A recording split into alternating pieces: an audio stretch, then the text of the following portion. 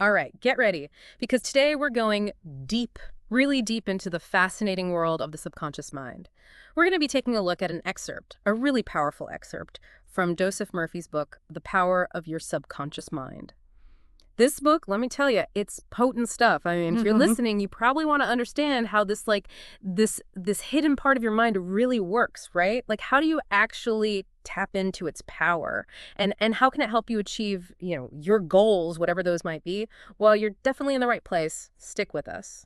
You know what I find so captivating about this book? It's not just that it tells you, hey, your subconscious is super powerful, like we've all heard before. It actually breaks down how that power operates, almost like, revealing the scientific laws of the mind, which is pretty cool. Okay, you've got my attention. I've always been kind of fascinated by the whole subconscious thing, but it's always seemed kind of mysterious and a little bit out there, to be honest. So how does Murphy approach this, like in a way that makes sense? Well, he starts off by emphasizing the sheer potential of the subconscious mind. And we're talking big things here, like attracting the ideal partner, finding success in business, financial freedom, even healing, physical and mental ailments.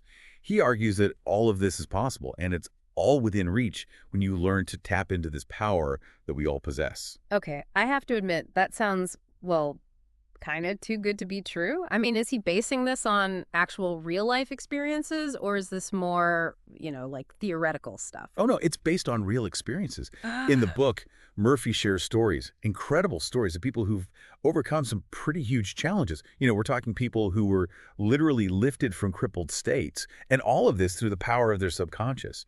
This isn't just some wishful thinking. He's talking about tangible transformations, real life stuff, which I find pretty amazing. That's incredible. But how is that even possible? Like, what's the mechanism at work here? Well, that's where this whole idea of the subconscious operating on specific principles comes into play.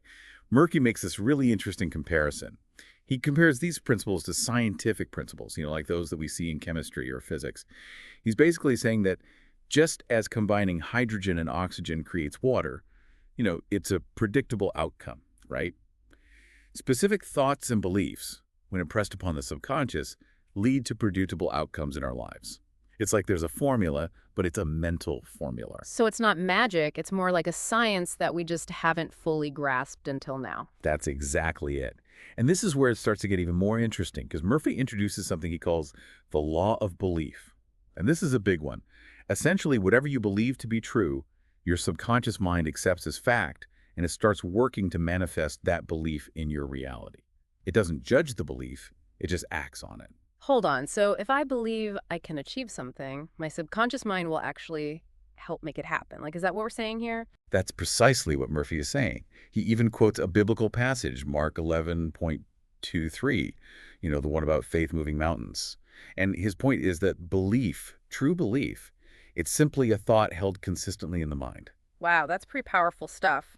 So if we can actually choose our beliefs, we can change our reality. Like, we have that much control. According to Murphy, that's the key. That's the secret to unlocking this vast potential that lies within. And it's not just about, positive thinking or just hoping for the best. It's about understanding how to work with these principles, just as a chemist understands how to combine elements to create something new. Okay, my mind is officially blown. But before we go too far down that road, I'm curious about this idea of scientific prayer that Murphy mentions. How does that fit into all of this? Because that sounds like a whole other layer of complexity. Well, that's where we start to see the rubber meet the road, so to speak. It's where these principles get put into action. Murphy suggests that by truly understanding the subconscious mind, we can actually approach prayer, something that's often seen as very spiritual, in a more scientific way. So it's not about hoping for a miracle, but about understanding the mechanics of the mind and working with them intentionally. Exactly. And this is where things start to get really interesting, because Murphy gives us some very specific techniques for doing just that. Okay, so we've kind of laid the groundwork here, right? We've talked about how the subconscious mind, it's not this mysterious, mystical thing. It actually operates on principles, much like, the laws of physics. And we've touched upon this really powerful law of belief, which suggests that our beliefs, what we hold to be true, they actually shape our reality. It's a pretty mind-blowing concept when you really think about it. But how do we actually apply this? Where do we even begin? Like, let's get practical here. Well, Murphy, he argues that one of the most important first steps, maybe the most important, is identifying the limiting beliefs that we're all carrying around. Those negative thoughts, the doubts that we often accept as truths without even realizing it. They're kind of insidious, these beliefs.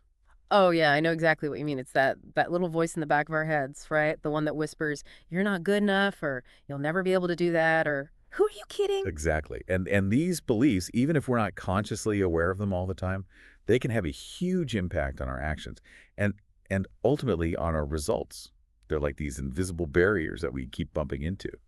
So how do we break through those barriers? How do we overcome those limiting beliefs? Because some of them, man, they feel so deeply ingrained. It's like they're part of our DNA. Like, how do you change that? Well, that's where the real work begins, the inner work. And Murphy, he suggests a number of different techniques for doing this. But one of the most powerful and maybe the most well-known is the use of affirmations. Affirmations. Okay, so we're talking about those positive statements that people repeat to themselves, right? Like I am strong or I am worthy, that kind of thing. Exactly. And while they might seem simple on the surface, affirmations can be incredibly effective. The key, though, the secret sauce here, is to choose affirmations that really resonate with you personally. Affirmations that align with the beliefs that you genuinely want to cultivate. So instead of saying I'm not good enough, I might say something like I am capable and worthy, or I have something valuable to offer. Yeah, exactly. And you wouldn't just say it once and expect it to, magically transform your life. The real power comes from repeating it regularly, with conviction, with feeling. The idea is to really impress this new belief onto your subconscious mind, to gradually replace that old limiting belief with something more empowering. So it's like reprogramming our minds, right? Like giving ourselves new software with this positive self-talk. That's a great analogy. And it's not just about the words themselves, it's also about the feelings that you associate with those words. The Mhm. more emotion that you can bring into it, the more you can really feel the truth of those statements, the more powerful they become. So it's about feeling the truth of those statements, not just reciting them mechanically. It's got to be heartfelt. Exactly. It's about embodying the belief, feeling it in every fiber of your being. And this is where another powerful tool comes in. Visualization. Visualization. Okay, now we're getting into some really interesting territory. So we're talking about creating mental pictures, right? Like picturing ourselves achieving those goals, living those dreams. Precisely. Murphy, he places a lot of emphasis on the power of visualization.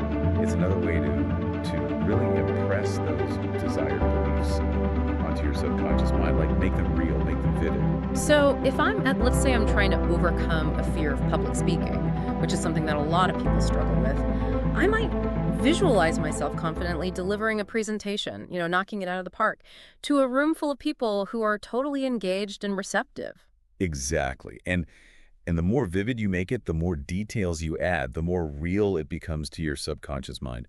Imagine yourself feeling calm, confident, in control. See the audience smiling and nodding along, hanging on your every word. Hear the sound of applause as you finish, people coming up to you afterwards and congratulating you. It's like creating this mental movie. And the more you can engage all of your senses in this movie, the more impactful it will be.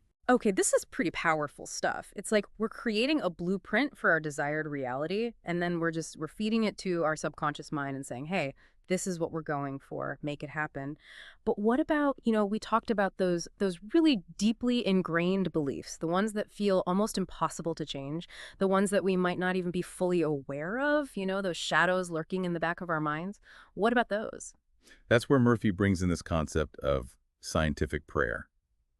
He argues that by engaging in prayer, but in a very specific way, aligning our thoughts and beliefs with our deepest desires, we can actually tap into a higher power, a force that's greater than ourselves, that can help us overcome even those most stubborn, limiting beliefs. It's like we're calling in reinforcement, so to speak. So it's not just about, repeating affirmations and visualizing. It's also about connecting to something beyond ourselves, something bigger.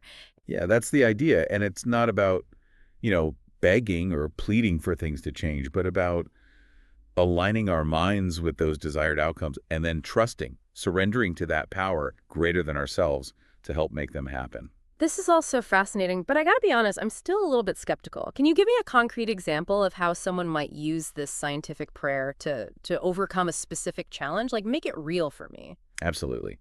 Let's say someone is struggling with financial insecurity.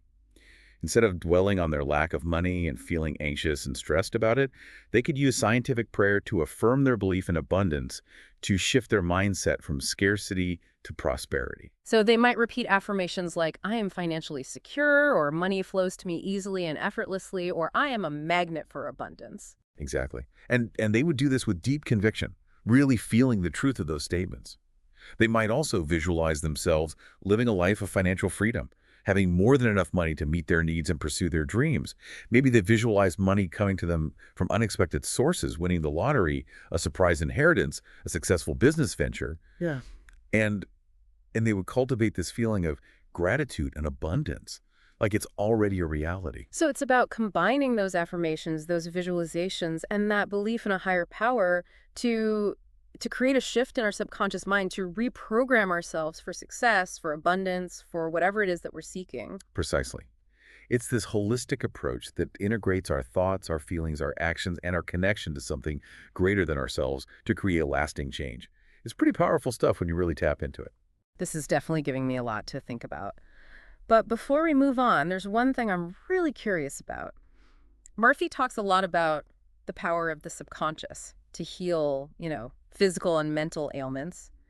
Do you think that's really possible? Like, can our thoughts actually have that much impact on our well-being? That seems like a pretty big claim. That's a question that's been around for centuries. Yeah. Right? Yeah. And there's certainly a lot of anecdotal evidence out there, stories of people who've experienced remarkable healings through the power of positive thinking, through prayer, through other mind-body practices. But is there any scientific evidence to back that up? That's the question. Yeah, that's what I'm wondering. I mean, I've heard those stories too, people recovering from, serious illnesses through the power of their minds. But is there any hard science to support that? Well, there's actually a growing body of research in a field called psychoneuroimmunology that's starting to shed some light on this. Psychoneuro what? That's a mouthful. I know, right?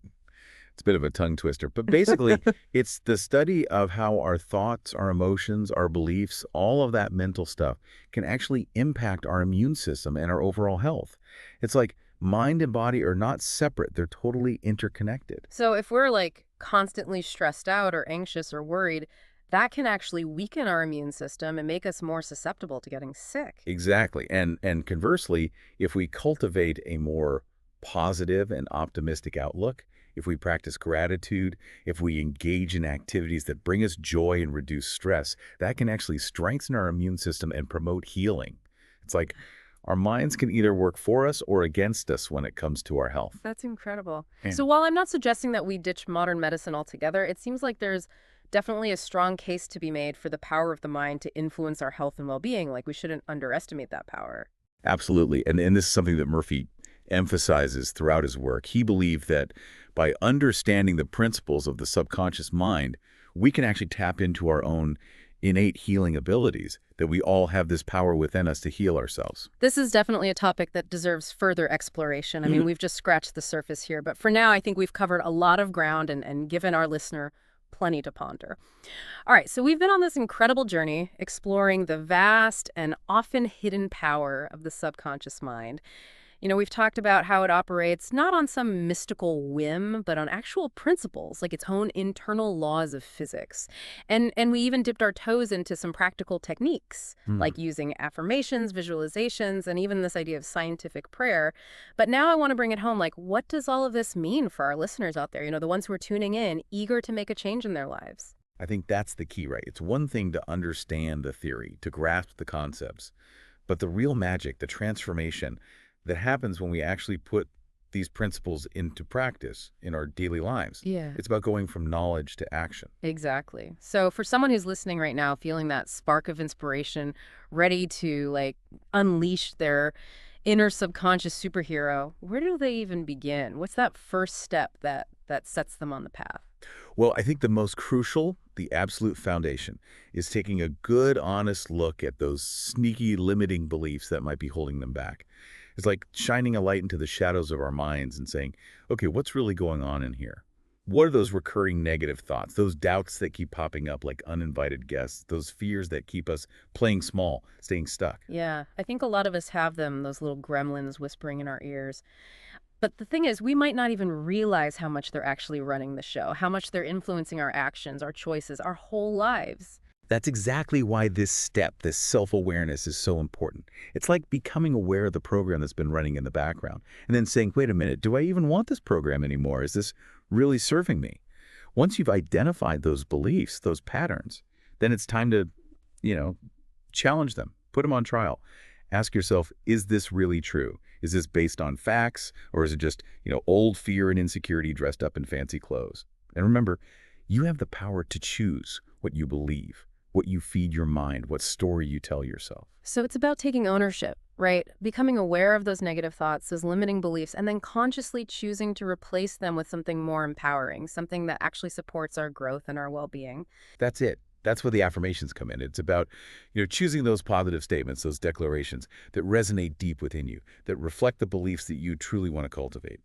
And then the key is repetition, consistency, repeating those affirmations regularly with conviction, with feeling, really letting those words sink into your mind, your heart, even your cells. It's almost like training our minds, like an athlete training their body, to focus on possibility instead of limitation, on abundance instead of scarcity, on strength instead of weakness. Exactly. And don't underestimate the power of visualization. It's not just some woo-woo new age thing. Right. It's about taking some time each day to really imagine, to vividly picture yourself achieving those goals, living those dreams, embodying those qualities that you want to bring into your life. So we're talking full-on sensory immersion, right? Creating a mental movie, engaging all of our senses, and then just playing that movie on repeat, imprinting it on our subconscious minds. Precisely.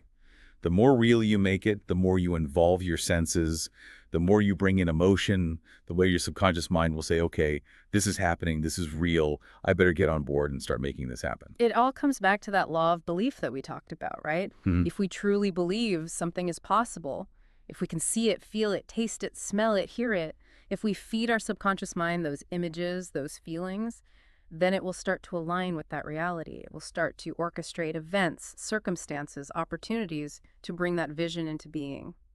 Pretty amazing stuff when you think about it. It really is. It's like this beautiful dance, this co-creation between our conscious intentions, what we focus on, what we choose to believe, and the incredible power of our subconscious mind, that inner world that's always working behind the scenes, shaping our reality. This deep dive has been eye-opening, mind-expanding, and frankly, a little bit mind-blowing. But before we wrap up, I want to make sure our listeners know where they can go to learn more, to explore this further, to really take this journey to the next level. Well, of course, I highly recommend checking out Joseph Murphy's book, The Power of Your Subconscious Mind. It's a classic for a reason. It lays out all of these principles in such a clear, accessible way. But there are also so many other amazing resources out there, books, articles, podcasts, even courses, all dedicated to exploring the power of the mind. A simple search online for subconscious mind or power of thought, it'll open up this whole world of information, guidance, and inspiration. And ultimately, the best way to truly understand this power, this potential that lies within each of us, is to experience it firsthand. To take what we've learned today, these principles, these techniques, and start experimenting. Play with affirmations, dive into visualization, explore this concept of scientific prayer.